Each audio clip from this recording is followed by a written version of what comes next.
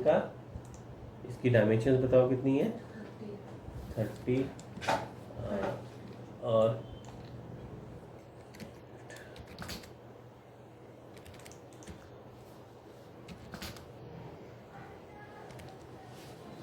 ये दी हमने यहाँ से 30, राइट। ये कितनी है? अगेन 30, 16 और ये 16 अगेन 14 और ये क्लोज। मैंने अब की बारी इसको राइट फेस में बनाया और राइट फेस में बनाने के बाद मैंने ज्वाइन कमांड दी और इसको सारे को कंबाइन कर लिया, तो ये एक पॉलीगन बन गया। अब जब हमने जाके आइसोमेट्रिक व्यू देखा तो ये ठीक दिखाई दिया, आपको ऐसे नजर आया, हमें भी ऐसे चाहिए था ना, टॉप में बनाते तो ये लेटा हुआ बनता, ठीक है। ये होती है ओरिएंटेशन। अब हमने एक्सट्रूड कमांड लिया, इसे सिलेक्ट करा और इसकी हाइट। अब अगर आप इसमें पॉजिटिव हाइट देंगे तो आगे की तरफ बढ़ेगा, देखो यहाँ पे जेड देखो आगे की तरफ है ना, पॉजिटिव देने पे आगे जाएगा और नेगेटिव देने पे पीछे जाएगा। फिलहाल कितनी हाइट है इसकी? 35। तो मैं इसको -35 दे रहा हूँ, करेक्ट। माइनस देने पे तो पीछे जाएगी ना, नहीं तो आगे जाएगी, ठीक है।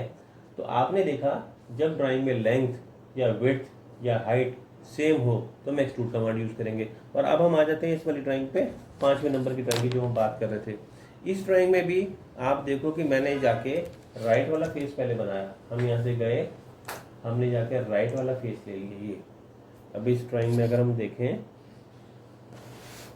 तो 62 राइट फेस लिया था हमने, मैंने यहाँ से शुरुआत करी ड्राइंग की, ये है 62। ये जो टोटल इसकी हाइट दी है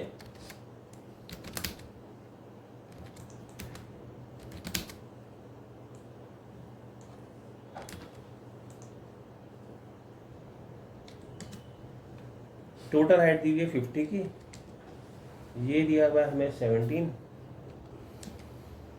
ये दिया हुआ है 8,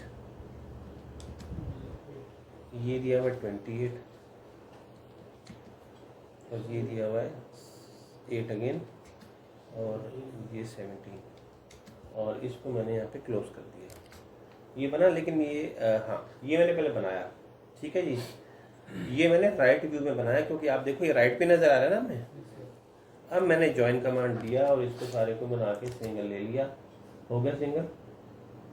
अब हमने यहाँ से आइसोमेट्रिक में जाके देखा तो ये ऐसे नज़र आया, बिल्कुल ठीक दिखाई दिया, ऐसे ही चाहिए था हमें।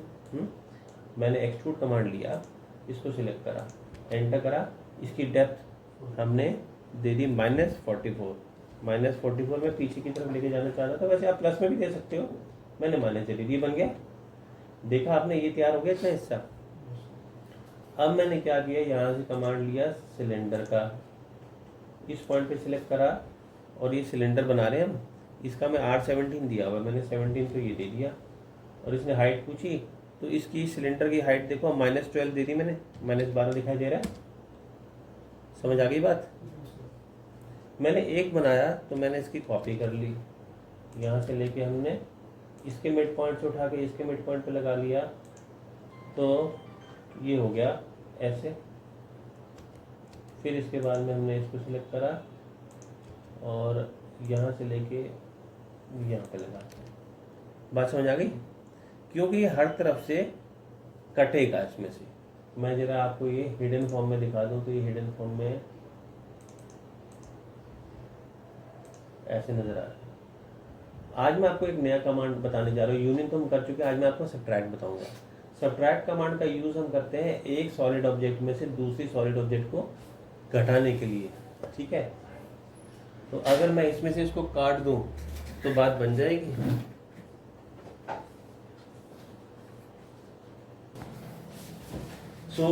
यहाँ पर हमने क्या किया, कमांड लिया सब्ट्रैक्ट का। जब आप सब्ट्रैक्ट कमांड देते हैं तो वो कहते हैं select solid and region to subtract from, किस में से घटाना है। मैंने इसको सिलेक्ट कर लिया कि इसमें से घटाना है, ठीक है, और फिर एंटर कर दिया। Select solid and region to subtract, किसको घटाना है। मैं एक ही बारी में 1 2 3 बल्कि चारों को सिलेक्ट कर सकता था, चौथे को भी सिलेक्ट कर लिया, चारों को सिलेक्ट कर लिया मैंने एक ही बारी में और एंटर कर दिया। तो तो आपने देखा रिजल्ट क्या है हमारे पास। ठीक है, तो जिसमें से घटाना है पहले उसे सिलेक्ट करेंगे, फिर जिसको घटाना है उसे सिलेक्ट करेंगे। मैंने वापस इसको साउथ ईस्ट आइसोमेट्रिक सेट कर दिया तो ये बन गया, ऐसी था। ठीक है, तो आपने नया कमांड सीखा सब्ट्रैक्ट। नोट करिए सब्ट्रैक्ट, इसकी शॉर्ट फॉर्म SU होती है।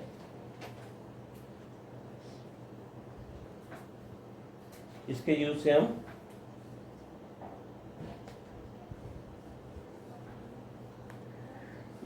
से हम फर्स्ट सॉलिड ऑब्जेक्ट में से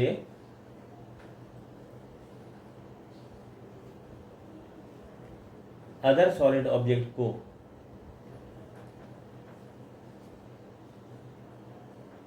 काट सकते हैं। फर्स्ट सॉलिड ऑब्जेक्ट में से अदर सॉलिड ऑब्जेक्ट्स को काट सकते हैं। तो देखा आपने, मैंने ये किया तभी तो ये ऐसा बनकर आया। ठीक है जी, समझ आ गया इतना। अच्छा, दूसरी बात आप देखें कि इसके बीच में यहाँ से एक सर्कुलर कटआउट दिया हुआ है ना पूरा, यहाँ पर आप देखें तो सर्कुलर कटआउट दिया हुआ है। अब तक आप कैसे करते थे इस काम को? अब तक आप ऐसे करते थे कि यहाँ से सिलेंडर कमांड लिया, जितनी भी मुझको यहाँ से दूरी दी गई है नीचे से ऊपर, मान लो मैंने 20 की ले ली, तो सेंटर निकाला 20 पे, ये सिलेंडर था हमारा। मान लो सिलेंडर का रेडियस था 10 का, मैंने 10 दिया और ये दे दी मैंने इसकी हाइट, ये ऐसे ही करते थे।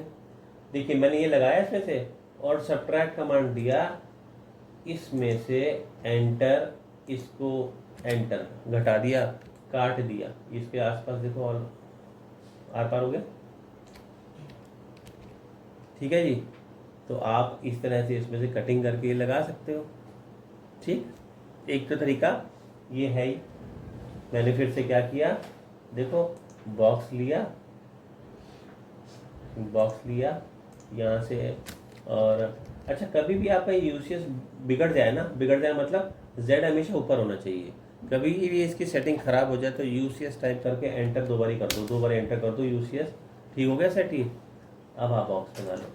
अब मैंने ऐसे बॉक्स बनाया।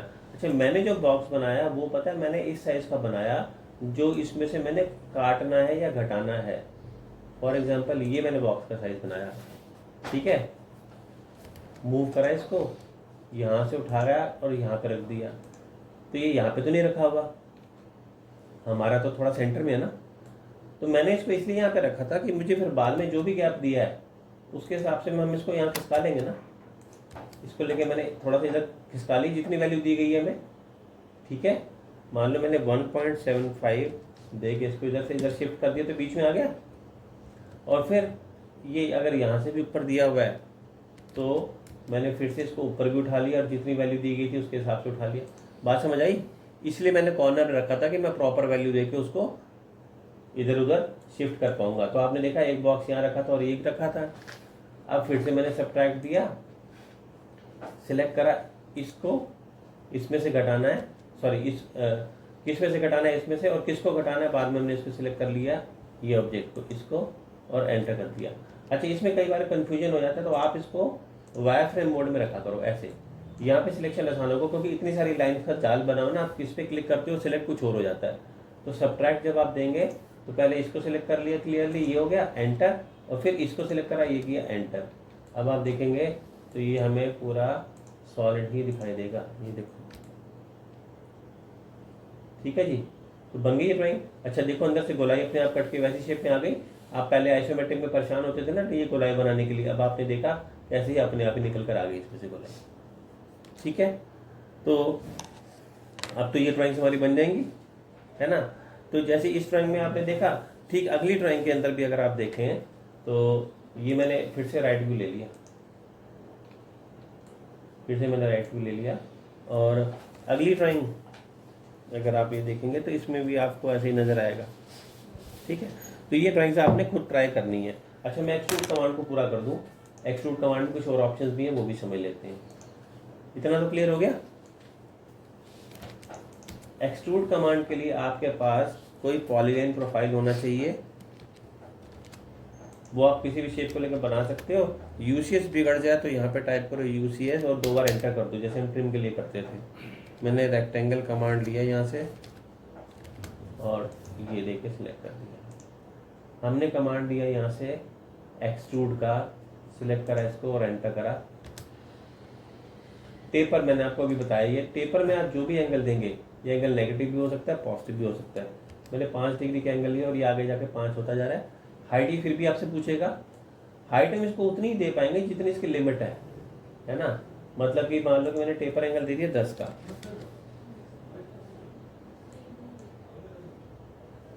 तो क्या होगा, एक पॉइंट के बाद आपने देखा खत्म होगी ना हाइट, इसके आगे तो हाइट जा ही नहीं सकती। तो जब ये आपसे हाइट मांगेगा, जितनी आप हाइट दोगे उसके हिसाब से इसका टॉप कटेगा फिर, ठीक है। तो आप इसमें टेपर एंगल भी दे सकते हो। और अब एक इम्पॉर्टेंट चीज इसमें, जिसे हम कहते हैं पाथ, मैंने क्या किया कि ये जो व्यू बनाया था,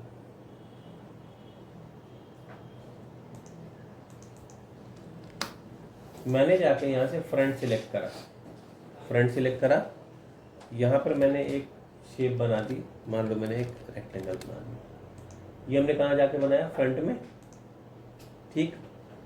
और फिर मैंने जाके यहाँ से ले लिया टॉप। तो टॉप लेने पे मेरे को ऐसे दिखाई देगा ना, ये ऐसे नजर आएगा।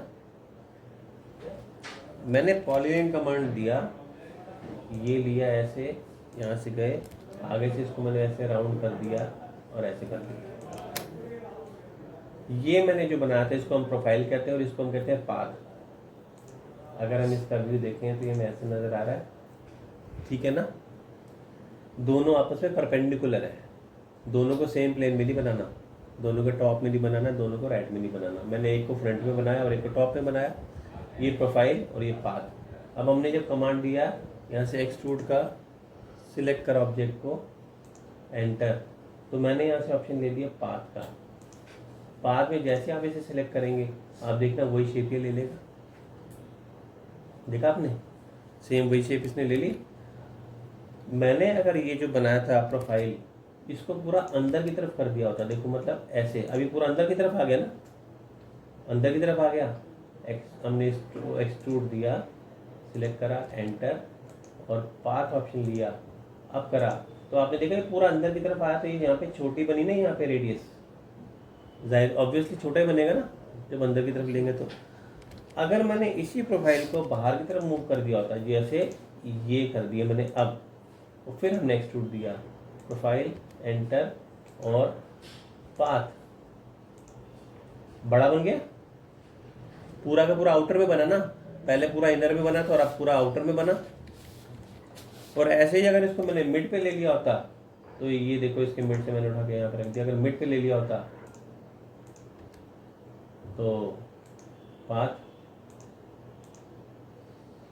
तो ये ना ज़्यादा बड़ा आया ना ज़्यादा छोटा आया, मीडियम आया, है ना। तो इसका मतलब कि जब हम इसको बनाते हैं तो इसके हिसाब से ये आ जाता है। इसे हम कहते हैं एक्सट्रूड अलोंग द पाथ, ठीक है। तो मैंने आपको आज एक्सट्रूड कमांड समझाया और साथ में मैंने आपको सबट्रैक्ट कमांड बताया। इंटरसेक्ट भी आपको बता देता हूँ। इंटरसेक्ट में क्या होता है, जब हमारे पास दो सॉलिड ऑब्जेक्ट्स होती हैं, जैसे मैंने एक बॉक्स बना दिया ये, और एक मैंने सिलेंडर बना दिया ये। सिलेंडर का कुछ हिस्सा इसके अंदर जा रहा है, देखो ऐसे जा रहा है इसके अंदर कुछ हिस्सा। जब हम सबट्रैक्ट करते हैं, मैंने पहले ए को सिलेक्ट करा, एंटर करा, फिर बी को सिलेक्ट करा, ये रिजल्ट आया। ऐसा भी हो सकता था कि अगर मैं सबट्रैक्ट करते समय पहले बी को सिलेक्ट कर लेता, एंटर, फिर ए को सिलेक्ट करता, तो ये रिजल्ट भी आता। काट तो इसको भी रहा है ना, ये रिजल्ट भी आता। इसमें इंटरसेक्ट भी होता है। इंटरसेक्ट में क्या होता है, इंटरसेक्ट में आप दोनों को सिलेक्ट कर लो, 1 और 2, एंटर। ऐसा करने पे आपको इन दोनों को कॉमन पार्ट, कॉमन हिस्सा दे देगा। इन दोनों के बीच में कॉमन हिस्सा था ना, ये इंटरसेक्ट होता है। नोट कर लीजिए इंटरसेक्ट, इसकी शॉर्ट फॉर्म होती है IN। इंटरसेक्ट की शॉर्ट फॉर्म होती है IN। इसके यूज से हम दो सॉलिड ऑब्जेक्ट्स के बीच का कॉमन पार्ट निकाल सकते हैं, के बीच का कॉमन पार्ट निकाल सकते हैं, ठीक है जी। तो अब आपने सभी ड्राइंग्स को पूरा करना है और अब आपने एक्सट्रूड कमांड का यूज करना है। अब ये बॉक्स वगैरह का यूज करना कम कर दो। आपने जो मैंने आज आपको एक्सट्रूड बताया था, इसके बेस पे सभी ड्राइंग्स आप आगे बना सकते हो। तो जितनी ड्राइंग्स आप